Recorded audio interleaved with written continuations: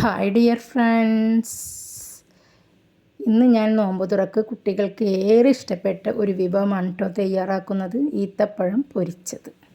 മൈദമാവിൽ മുക്കി ഈത്തപ്പഴം പൊരിച്ചതാണിത്. കുട്ടികൾക്കും വലിയവർക്കും ഒരുപോലെ ഇഷ്ടപ്പെടുന്ന ഒരു ഐറ്റമാണ്. നിങ്ങളിതൊന്ന് തയ്യാറാക്കി നോക്കൂ.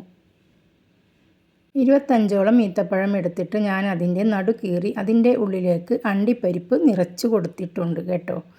ഇങ്ങനെ വേണം നമുക്ക് ഈത്തപ്പഴത്തിൻ്റെ ഉള്ളിലേക്ക് അണ്ടിപ്പരിപ്പ് വെച്ച് നിറച്ചെടുക്കാൻ.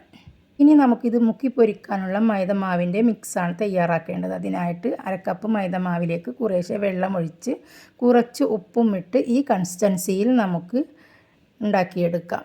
എന്നിട്ട് നമുക്കൊരു പാൻ അടുപ്പിലേക്ക് വെക്കാം. തീ ഹൈ ഫ്ലെയിമിലേക്ക് ഇട്ട് കൊടുത്ത് ഇതിലേക്കൊരു 1/4 കപ്പ് വെളിച്ചെണ്ണ ഒഴിച്ച് കൊടുക്കാം. വെളിച്ചെണ്ണ നന്നായി ചൂടായി വന്നു കഴിഞ്ഞാൽ നമ്മുടെ ഈത്തപ്പഴം നമുക്ക് മൈദമാവിൽ മുക്കി ഇതുപോലെ നമുക്ക് വെളിച്ചെണ്ണയിലിട്ട് ഫ്രൈ ചെയ്തെടുക്കാം. കണ്ടില്ലേ, ഇതുപോലെ എല്ലാ ഈത്തപ്പഴവും നമുക്ക് വെളിച്ചെണ്ണയിലിട്ടൊന്ന് ഫ്രൈ ചെയ്തെടുക്കാം. മൈദമാവിൽ മുക്കിയതിന് ശേഷം മൈദമാവ് എല്ലാ ഭാഗത്തേക്കും ഈത്തപ്പഴത്തിൻ്റെ മുങ്ങിക്കിടക്കുന്ന വിധത്തിലാക്കിയെടുക്കണം. എന്നിട്ട് വേണം ഇത് ഫ്രൈ ചെയ്തെടുക്കാൻ. ഫ്രൈ ചെയ്ത് കഴിയുമ്പോൾ അങ്ങോട്ടും ഇങ്ങോട്ടൊക്കെ തിരിച്ചിടാൻ മറക്കല്ലേ. നല്ലൊരു ബ്രൗൺ കളറായിട്ട് വരുമ്പോൾ നമുക്കിതൊന്ന് കോരി മാറ്റാം. വളരെ രുചികരമാണ് ഇത് കഴിക്കാൻ. അണ്ടിപ്പരിപ്പും അതിൻ്റെ മീതെയുള്ള ഈത്തപ്പഴവും മൈദമാവിൻ്റെ കൂട്ടും എല്ലാം കൂടി ചേരുമ്പോൾ വളരെ രുചികരമായ ഒരു റെസിപ്പിയാണിത്. നിങ്ങളിത് തീർച്ചയായും ഒന്ന് ട്രൈ ചെയ്തു കുട്ടികൾക്കൊക്കെ ഒന്ന് ഉണ്ടാക്കി കൊടുക്കൂ ഈ റമദാനിൽ. എന്നാൽ നമുക്കിത് കോരി മാറ്റി ഒരു സെർവിങ് പ്ലേറ്റിലേക്ക് മാറ്റി കൊടുക്കാം. കണ്ടോ, ഞാനിവിടെ എല്ലാ ഈത്തപ്പഴവും കോരിയെടുക്കുകയാണ്.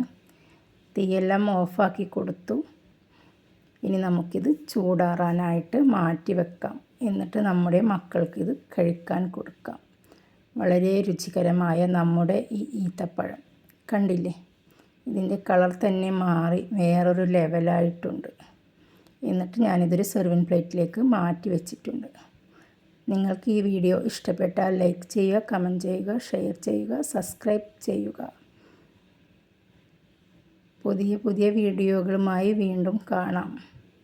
Okay, bye bye.